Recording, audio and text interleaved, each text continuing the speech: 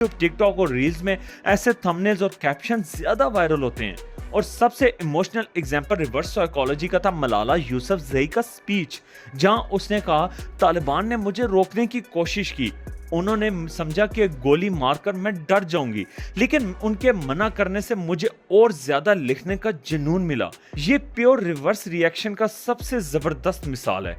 अगर आपको किसी को कुछ सिखाना हो या मोटिवेट करना हो तो डायरेक्ट तरीके से नहीं, उल्टा चैलेंज करके ज्यादा रिजल्ट मिलता है। एक और रियल लाइफ एग्जांपल, जब एक यूनिवर्सिटी ने स्टूडेंट को कहा कि please don't write on this wall, तो पूरी दीवार लिखाई से भर गई। बाद में मैसेज चेंज किया गया, you are allowed to express your thoughts here.